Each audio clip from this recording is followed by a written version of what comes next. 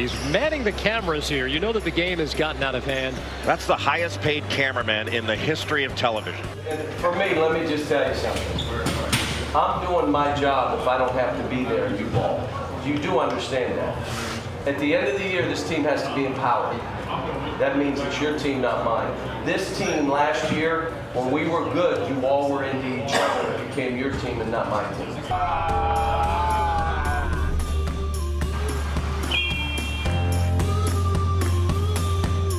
Just chilling. Got one!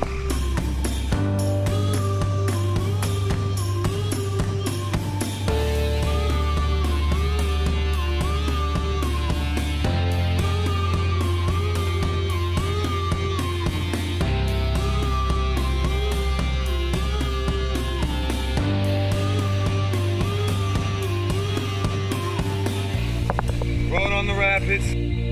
Broken glasses.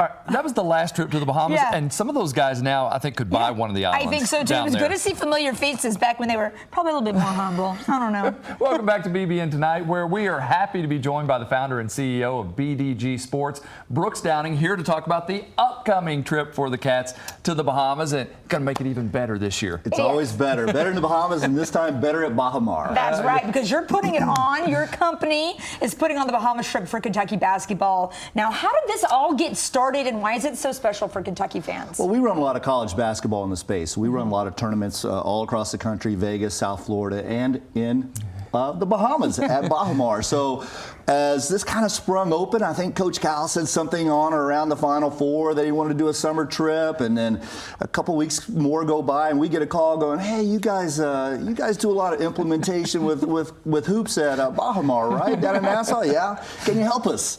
And so, obviously, as an alum, former employee of the athletics department there at UK, I couldn't be more excited to say yes, jump in, and let's go. That's special. Well, this Big Blue Bahamas tour is the 9th through the 15th, so right around the corner. Tell us what fans can expect, especially maybe those that are wanting to still possibly go down there and check this out. Oh, absolutely, Keith. I tell you, we're still selling tickets every day, packages every day, so people are still booking.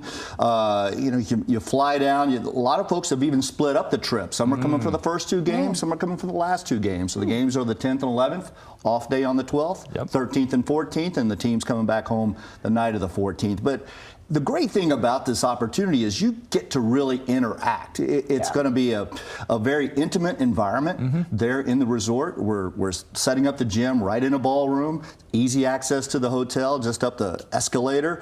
Unbelievable setup there. Like watching that video right there, the guys having so much fun. I mean, there's a $250 million water park they opened last year on property that they get to break in now. So I think there's going to be a lot more of that type of fun. But then even as you walk about the resort and the property, the players are going to be out and about. It's an opportunity to actually get to say hello, get a selfie, come to the games. We have tailgates set up. Tom Leach is going to do some stuff for us as well around those. So it's going to be a really neat opportunity for the fans to interact with this team before it even hits the hardwood. Oh, yeah, and it really has been the talk of the town. So many people, people in my apartment building are like, Bahamas trip? I was like, I don't know, maybe I'll get to go. But people are getting tickets left and right, and that's what they talked about from previous trips. And not just fans, players, basketball staff. They mention that these Bahamas trips have been such great bonding trips. They talk about it for years later, ones that really stick out above the rest. And what do you think it is that makes these so important? I think it's the first step out as the new group, the new team, the new roster. There's an opportunity to interact. There's an opportunity to see the fans, kind of get a feel of the buzz of BBN, right? I mean, it's all impacting there. And, I go back to the 90s when I worked with the basketball program, and we took the trip to Italy in 95 that summer, right before the national championship in 96. And we didn't have nearly the fans because it's so far and it's just a few folks. But Here in the Bahamas, it's like, Rupp Arena South on the beach. Like that. And so it's going to be really a neat experience for the folks. I think the players will really gravitate, and I think for the team itself, what a great early opportunity with this type of a roster to build toward a national championship. Yep. And if you look at back, even in '95, you go on to win the title. You had the 38-0 team that went to the Bahamas. You had a 37-win team that went to the Bahamas and got upset by Auburn there late. So this really sets the table, I think, for the season. Sets the tone. I don't know if you know all the teams. Did you help get the teams formed? Okay, so you know some of them. And what do you think about these teams? It's going to be a nice blend, Keith. You've got the team from the Dominican, U22. There's going to be some older kids on that team that are older than our kids, other than Big O himself. But you're going to have a pretty good athletic bunch from the DR. The Monterey Tech team, they're coached by the U23 national team coach in Mexico, and he's pulling some of those guys back there. So that's going to have an infusion of talent that's dangerous.